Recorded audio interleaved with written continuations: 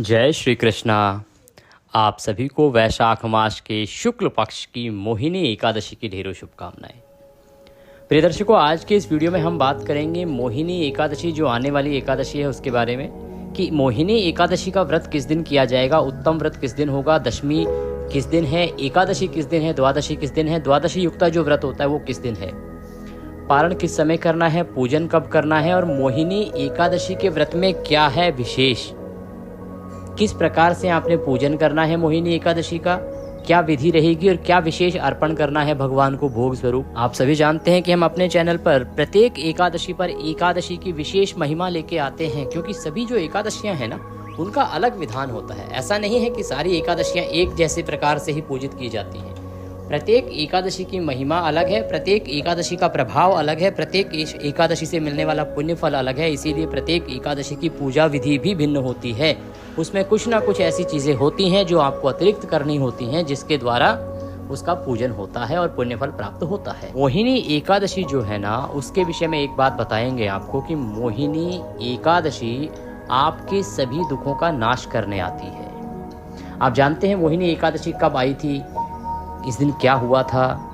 ये वैशाख के अंतिम 5 दिन होते हैं, जो कि सबसे महत्वपूर्ण होते हैं, जिसकी शुरुआत होती है एकादशी से। ये उस समय की कथा है जब समुद्र मंथन हुआ था। सभी सनातन प्रेमी, सभी हिंदू भाई बहन जानते हैं कि समुद्र मंथन हुआ था राक्षसों और देवताओं के बीच में। समुद्र से क्या क्या निकला था, उसमें से अंत में जो है वो अमृत निकला था। विष का पान भगवान शंकर ने किया था, उन्होंने अपने कंठ में धारण किया था, और उसके बाद अंत में निकला था अमृत। अमृत जब निकला तो देवता और राक्षसों के बीच में महासंग्राम छिड़ गया, होड़ मच गई अमृत को पाने के लिए। उस समय भगवान श्री हरि, जो कि सृष्टि के पालन करता हैं, उन्होंने विचार किया कि किस प्रकार से इस अमृत को राक्षसों से बचाया जाए, क्योंकि ये अमृत यदि राक्षसों के हाथ लग गया तो फिर राक्षसों को मारना असंभव हो जाएगा, और क्योंकि वो तो दुर्बुद्धि होते हैं तो संसार में हाहाकार मच जाएगा। तो भगवान श्री हरि विष्णु ने उस समय मोहिनी का रूप धारण किया। मोहिनी का रूप धारण करके और अमृत की रक्षा की। अमृत का वितरण एकादशी को नहीं किया था, ध्यान रखिएगा। अमृत का वितरण एकादशी को नहीं किया था। अमृत को अपने पास लिया, एक प्रकार से कहें तो अपने नियंत्रण में लिया, और धीरे धीरे जो हालात है उनको नियंत्रण किया। अमृत का पान कराया गया त्रयोदशी को। ये जो अभी वैशाख की जो अंतिम 5 दिन, हमने एक वीडियो आपके लिए बनाया भी है, उसको आप अवश्य देखिए कि वैशाख के अंतिम 5 दिन क्यों महत्वपूर्ण हैं। वैशाख के जो अंतिम 5 दिन होते हैं, यदि इन अंतिम 5 दिनों में आपने स्नान किया, 5 दिन वैशाख का स्नान किया, तो पूरे महीने के स्नान का फल आप प्राप्त कर सकते हैं। इतने महत्वपूर्ण है ये अंतिम 5 दिन, जिसकी शुरुआत होती है मोहिनी एकादशी से। ये दिन इतने महत्वपूर्ण हैं, और उस पर जो एकादशी है तो सोचिए वो कितनी महत्वपूर्ण हो गई है। वैशाख के पचभीषक भी यहाँ से शुरू होते हैं। इन 5 दिनों की महिमा इसलिए भी अधिक है क्योंकि ये अमृत मंथन से जुड़ी हुई 5 तिथियां हैं। तो इस प्रकार से बहुत ही महनीय जानकारी, बहुत ही महत्वपूर्ण जानकारी आपको इस वीडियो में हम प्रदान करने जा रहे हैं। आपसे आशा करते हैं कि आप अंत तक वीडियो को देखेंगे, जिससे कि आप अधिक से अधिक अच्छी जानकारी प्राप्त कर सकें, क्योंकि एकादशी का व्रत कोई साधारण व्रत नहीं है। एकादशी का व्रत एक प्रकार का अनुष्ठान होता है। हर किसी के बस का नहीं है एकादशी का अनुष्ठान करना, और केवल एक दिन भूखे रह लेना एकादशी का व्रत नहीं होता। एकादशी का व्रत यदि करना है तो 3 दिन के नियम होते हैं, 3 दिन का विधान होता है, उनका पालन करना चाहिए, तभी आपको एकादशी का पुण्यफल प्राप्त होता है। इसीलिए हम प्रत्येक एकादशी पर आपको पूरे 3 दिन के नियम बताते हैं कि क्या करना है, क्या नहीं खाना है, क्या खाना है, कैसे नियम पालन करते हुए पारण करना है। जानकारी आरंभ करें उससे पहले आपसे निवेदन है कि वीडियो थोड़ा सा भी अच्छा लगे, थोड़ा भी उपयोगी लगे तो कृपया एक बार लाइक अवश्य कर दीजिएगा। और क्योंकि ये शास्त्र अनुसार जानकारी है जो YouTube पर शायद नहीं मिलती, मेरी जानकारी में तो नहीं है कि ऐसे कोई और भी चैनल हैं जो कि शास्त्रों से, पुराणों से इतनी गहरी जानकारी लेके आते हैं और बताते हैं। तो इस वीडियो को जितना अधिक हो सके आप लोगों तक पहुंचाएं, जिससे लोग भी अधिक से अधिक लाभ ले सकें। क्योंकि प्रभु की भक्ति का जो वीडियो है ना, अगर कहीं भी जानकारी अधिक मिलती है, अच्छी मिलती है और उससे वो लाभ ले पाते हैं तो उससे उत्तम क्या हो सकता है साहब। तो इस वीडियो को अधिक से अधिक लोगों तक शेयर कीजिए। सही जानकारी उनके बड़ा काम आएगी और जब उस जानकारी के अनुसार वो पूजा पाठ करेंगे, उन्हें जो पुण्य फल प्राप्त होगा उसका कुछ प्रतिशत आपको भी पुण्य फल प्राप्त होगा, क्योंकि ये जानकारी तो आपके द्वारा वहां तक पहुंची थी। और आप जानते ही हैं कि किसी को सद्मार्ग दिखाना या किसी को भक्ति का मार्ग दिखाना अति कल्याणकारी होता है। इससे भगवान श्री हरि विष्णु अवश्य प्रसन्न होते हैं। तो आप इस वीडियो को अधिक से अधिक लोगों तक पहुंचाइए, भेजिए। अपने व्रत की सफलता के लिए कमेंट बॉक्स में अवश्य लिखिएगा ओम नारायणाय नमः। क्यों? क्योंकि ये वैशाख का मूल मंत्र है और वैशाख की ये एकादशी है। वैशाख शुक्ला एकादशी, मूल मंत्र लिखिए ओम नारायणाय नमः। इस मंत्र को जितना लिखेंगे, जितना जपेंगे, वैशाख में उतना कल्याण है और एकादशी पर उसका कई गुना अधिक कल्याण है। आप देख रहे हैं देवभूमि ज्योतिष संस्थान का प्रतिष्ठित यूट्यूब चैनल देवभूमि धार्मिक। प्रिय दर्शकों, ये जो एकादशी है, मोहिनी एकादशी, ये वैशाख की दूसरी एकादशी होने जा रही है। तो मोहिनी एकादशी पर सबसे पहली बात तो ये कि इस दिन क्योंकि भगवान श्री हरि विष्णु ने मोहिनी रूप धारण किया था और अमृत कलश की रक्षा की थी, रक्षा करते हुए उसके बाद उसका पान भी अगली तिथियों पर कराया था तथा राक्षसों का वध भी किया था। ये 5 दिनों का वृतांत हम आपको बता रहे थे। इसी प्रकार से 5 दिन जो है ना बटे हुए हैं कि किस किस दिन क्या हुआ था, किस किस दिन क्या हुआ था। उस वीडियो का लिंक मैं आपको डिस्क्रिप्शन में दे दूंगा, तो आप कृपया उस वीडियो को अवश्य देख लीजिएगा, क्योंकि उस वीडियो को देखने के बाद आप अंतिम 5 दिनों के लाभ को लेने से अपने आप को रोक नहीं पाएंगे। इतनी अधिक महिमा है इन 5 दिनों की और उससे अधिक महिमा है इस एकादशी। मैं पुनः अपने कुछ दर्शकों से क्षमा चाहूंगा कि वैशाख मास की जानकारी मैं आपको यहाँ पर पुनः दे रहा हूँ, क्योंकि ये है बहुत महत्वपूर्ण। ये है बहुत महत्वपूर्ण। इस अवसर को जाने ना दीजिएगा। मैं पुनः कहूँगा, पुनः आग्रह कहूँगा, इस अवसर को जाने ना दीजिएगा। इन 5 दिनों में जितना आप दान करेंगे, जितना आप पूजन करेंगे, आपका कल्याण ही कल्याण होगा। मोहिनी एकादशी के दिन आपको क्या क्या कर्म करने चाहिए उसकी जानकारी देते हैं। देखिए, दशमी तिथि से जो हमारा इसका अनुष्ठान आरंभ होता है उसमें आपको कुछ वस्तुओं का त्याग कर देना होता है। इस एकादशी पर जो त्यागी जाने वाली वस्तुएं हैं वो हैं, सबसे पहले कासे की वस्तु में आहार नहीं करना है, आपको भोजन ग्रहण नहीं करना है दशमी तिथि को ही। मसूर की दाल सभी एकादशियों के लिए वर्जित है।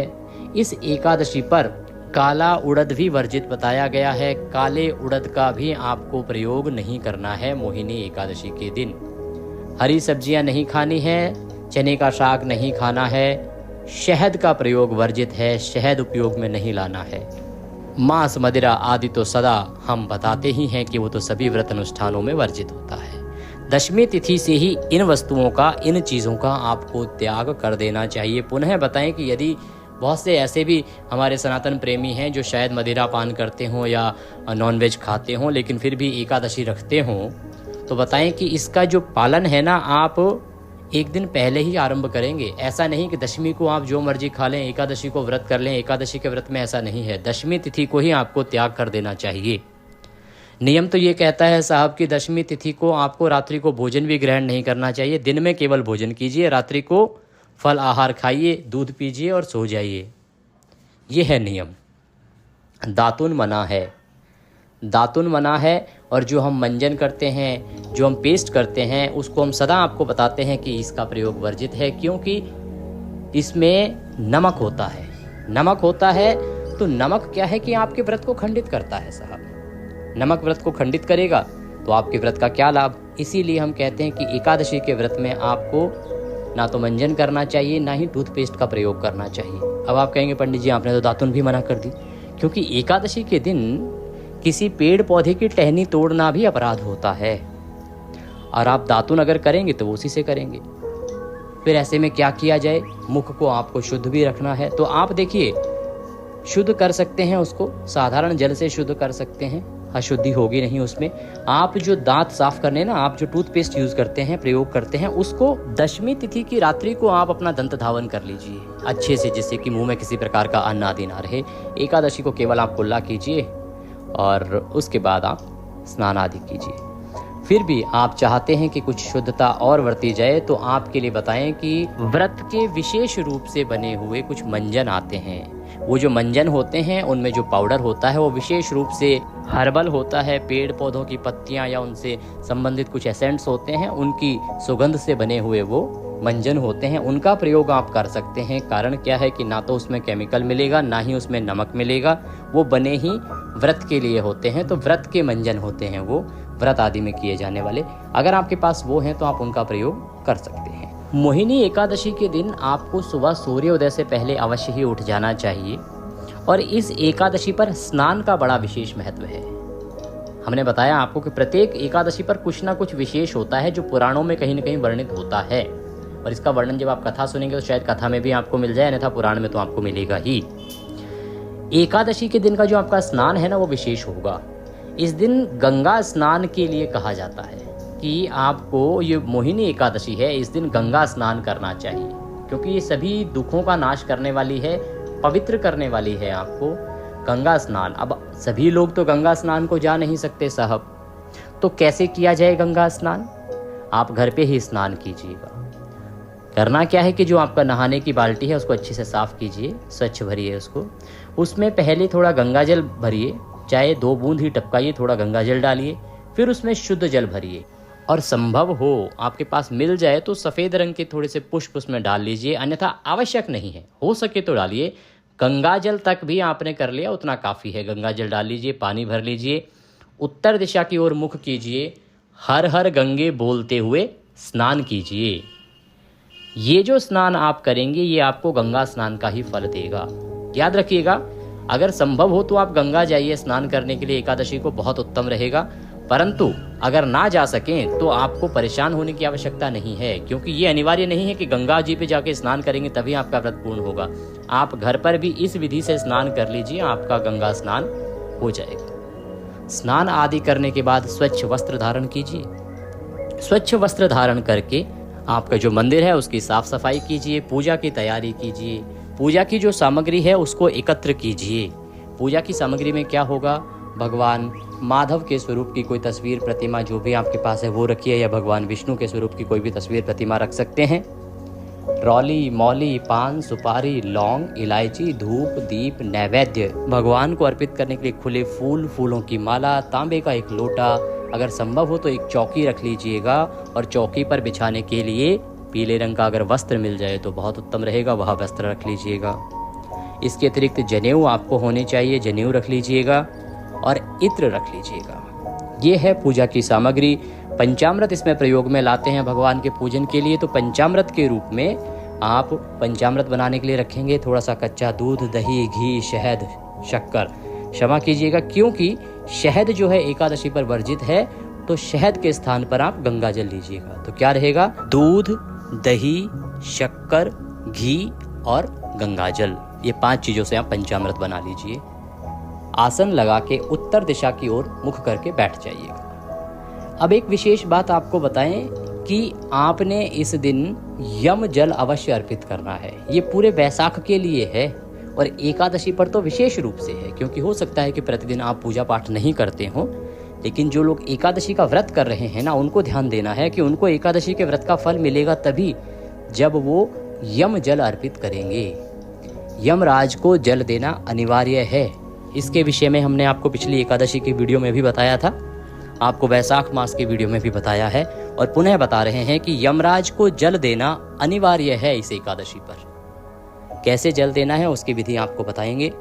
आपने दक्षिण दिशा की ओर मुख करना है, तांबे का एक लोटा लेना है, उसमें थोड़ा गंगा जल भरना है, फिर शुद्ध जल भरना है, दक्षिण की ओर मुख करना है। यमराज से प्रार्थना करनी है कि हे यमदेव जी महाराज, इस जल को हम आपके लिए अर्पित कर रहे हैं, आप इस जल को स्वीकार करें और संतुष्ट हों। इस प्रकार से ओम यम देवाय नमः, ओम यम देवाय नमः, ओम यम देवाय नमः मंत्र के साथ वह 1 लोटा जल यमराज को अर्पित कर दीजिएगा। उसके बाद आप सूर्य देव को भी जल देते हैं, माता तुलसी को भी जल अर्पित करते हैं, वो सब कीजिएगा। इसमें जो बड़ा मंत्र है वो है ओम नारायणाय नमः। ये मंत्र आप किसी को भी जल देते समय प्रयोग ला सकते हैं, अति कल्याणकारी है। अब बात करेंगे पूजा विधि की कि पूजन कैसे करना है, और आगे का व्रतांत बताएंगे कि व्रत के आगे के नियम क्या रहेंगे, व्रत में व्रत वाले दिन आपको क्या करना है, क्या नहीं करना है। आप पूजा सामग्री एकत्र कीजिए, जो पूजा सामग्री आपको बताई है, और उसको एकत्र करके आसन लगा के उत्तर दिशा की ओर मुख करके बैठ जाइए। स्नान की विधि हमने आपको बताई थी, आशा करते हैं आपने विधि से स्नान कर लिया होगा। सबसे पहले हम सामग्री का शुद्धिकरण करेंगे, तदोपरांत संकल्प करेंगे, फिर हम आपको पूजन की विशेष विधि बताएंगे। तांबे का एक लोटा हमने आपको सामग्री में बोला था, उस लोटे को अच्छे से मांझ लीजिए। उसमें पहले गंगा जल भरिएगा और उसके बाद उसमें शुद्ध जल भर लीजिएगा। एक फूल लीजिएगा, फूल से सारी सामग्री पर और जिस स्थान पर आप बैठकर पूजन करने वाले हैं वहाँ सभी स्थान पर उस जल से छींटे दीजिएगा। इससे उस स्थान का और सामग्री का पवित्रीकरण होगा। ओम पवित्र हो अपवित्रवांग सर्वांग वस्थांग तो पिवाहम यह स्मरेत पुंडरीकाक्षम सभयंतरः शुचिः ओम। इस प्रकार से आपने जल छींट के और सामग्री का और स्थान का शुद्धिकरण किया है, पवित्रीकरण किया है। सर्वप्रथम भगवान की स्थापना कीजिए। अगर आपके मंदिर में पहले से भगवान स्थापित हैं, भगवान श्री हरि विष्णु, और वहीं आप पूजन कर रहे हैं तो उत्तम है, अन्यथा आप स्थापित करेंगे। आपके पास चौकी है तो चौकी को लगाइए, उस पर पीला वस्त्र बिछाइए और भगवान की तस्वीर स्थापित करने से पहले भगवान को आसन के रूप में निवेदन कीजिए कि हे प्रभु, ये पुष्प हम आपको आसन के रूप में प्रदान कर रहे हैं, आप इसे आसन के रूप में स्वीकार करें और यहाँ पर विराजमान हो, और तस्वीर को वहाँ पर स्थापित कर दीजिए। यदि किसी के पास चौकी नहीं है तो कोई बात नहीं, आप पृथ्वी पर रखकर भी पूजन कर सकते हैं, या अन्य कोई उपयुक्त स्थान आपके पास होगा, घर में होगा, जहाँ भी आप पूजन करते हैं वहाँ पर भी इसी प्रकार से पुष्प निवेदित कीजिए भगवान से कि प्रभु ये हम पुष्प आपको आसन के रूप में प्रदान कर रहे हैं, और वहाँ पर तस्वीर को स्थापित कर दीजिए। बहुत से दर्शक हमारे ये पूछते हैं कि पंडित जी हमारे तो कच्चा मकान है तो हम कैसे करें।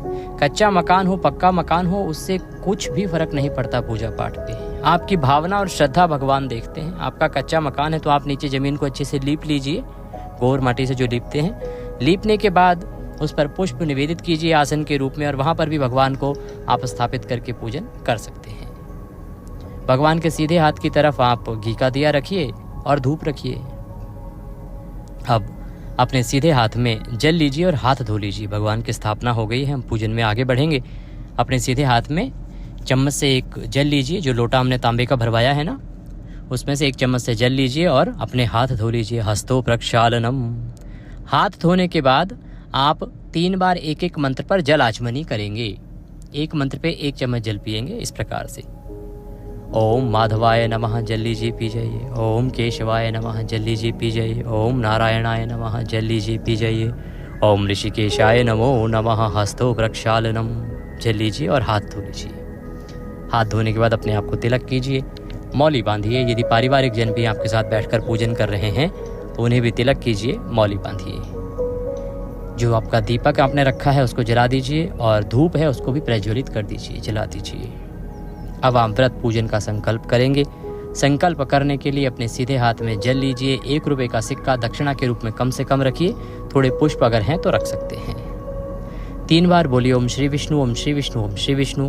अपना नाम, अपना गोत्र, जिस स्थान पर बैठकर आप संकल्प कर रहे हैं वहाँ का मकान नंबर, क्षेत्र का नाम, शहर का नाम। वैशाख मासे शुक्ल पक्षे मोहिनी एकादश्यायां पुण्यतिथियो आयु आरोग्यता प्राप्त्यार्थाय सुख संपत्ति प्राप्त्यार्थाय मोहिनी एकादशी व्रत पूजन संकल्पम संकरिष्ये। बोली सौ श्री विष्णु शरणौ शरणम प्रपद्ये, और वह संकल्प भगवान के चरणों में अर्पित कर दीजिए।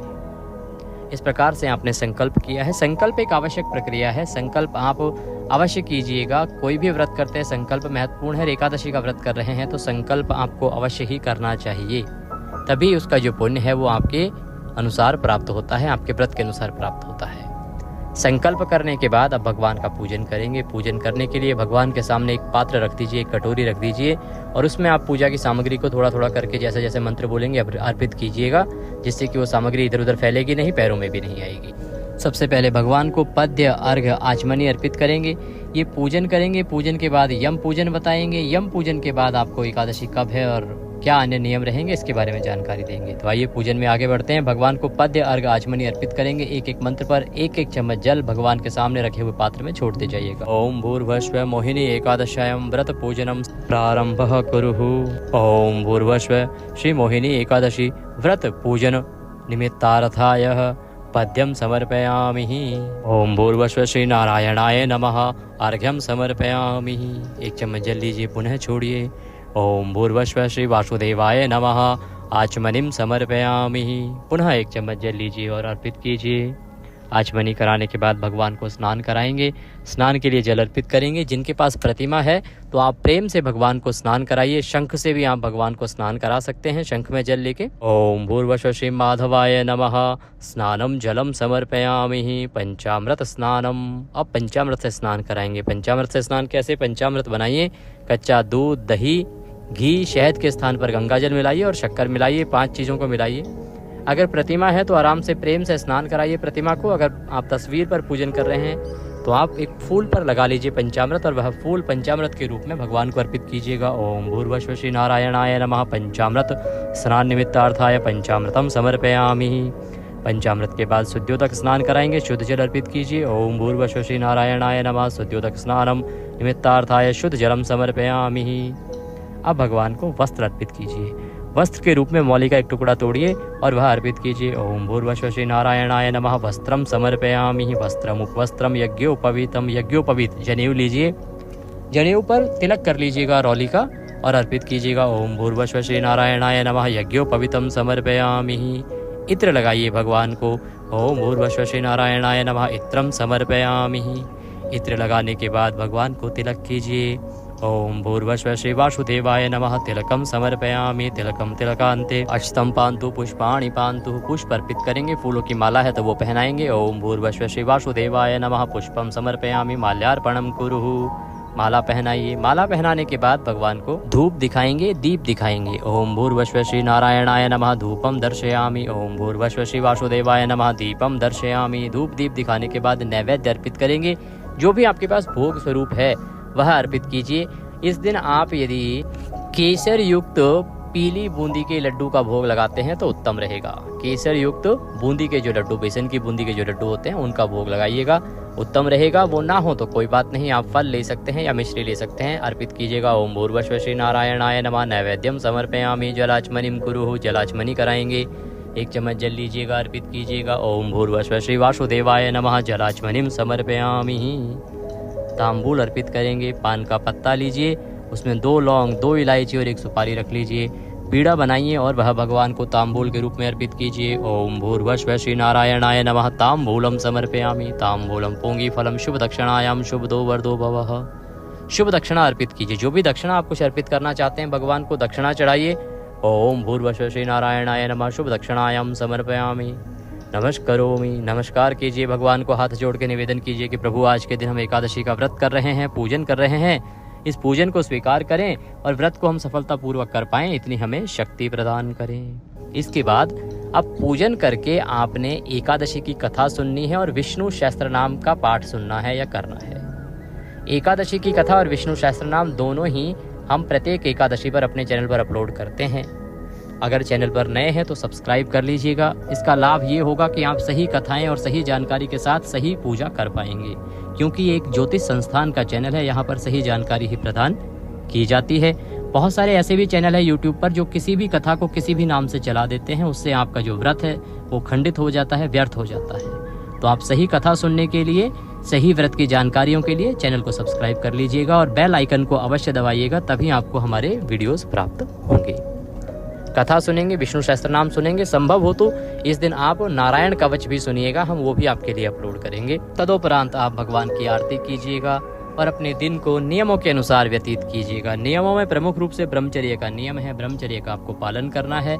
किसी के प्रति भेदभाव नहीं बरतना है, किसी के साथ किसी का अहित नहीं करना है, किसी के साथ झगड़ा नहीं करना है, घर में गृह कलेश नहीं होना चाहिए और भगवान की स्थापना घर में की हुई है। शांति के साथ, सौहार्द के साथ अपने समय को आप व्यतीत कीजिएगा। सायंकाल को संभव हो तो कीर्तन कीजिएगा, रात्रि काल को संभव हो तो जागरण कीजिएगा। अगले दिन पारण के लिए सुबह सूर्योदय से पहले उठ जाइएगा। पारण से संबंधित विस्तृत जानकारी हम आपको अपनी वीडियो में प्रदान करेंगे, जो पारण विशेष वीडियो होगा। बात करें कि यमराज को जल, तो यमराज को 1 लोटा जल देना है दक्षिण दिशा की ओर मुख करके ओम यमदेवाय नमः मंत्र बोलते हुए। इस एकादशी पर 2 कार्य महत्वपूर्ण हैं। एक तो गंगा स्नान, तो गंगा जल से स्नान कीजिएगा यदि घर पर स्नान कर रहे हैं तो, और दूसरा यमदेव को जल देना। अब बात करते हैं व्रत कब किया जाएगा, पूजन मुहूर्त आदि कब रहे। एकादशी तिथि आरंभ हो रही है 7 मई को सुबह 10:19 पर और ये 8 मई को दोपहर को 12:29 पर समाप्त होगी। ऐसे में 8 मई को सूर्य के मुख से एकादशी होगी और इसमें द्वादशी भी दोपहर बाद आ रही है, तो ये उत्तम रहेगा कि आप 8 मई को व्रत करें, श्रेष्ठ व्रत रहेगा। और 9 मई को आप एकादशी का पारण करेंगे। इस दिन भद्रा का वास भी रहेगा। भद्रा 12:29 पर समाप्त होगी, इसका भी आप ध्यान रखिएगा। पूजन आप सूर्योदय से और 11 बजे तक कर सकते हैं। अगर आप भद्रा रहित काल में ही करना चाहते हैं तो 12:29 से और 2 बजे के बीच में उत्तम रहेगा। हरे कृष्ण। भद्रा रहित काल में 12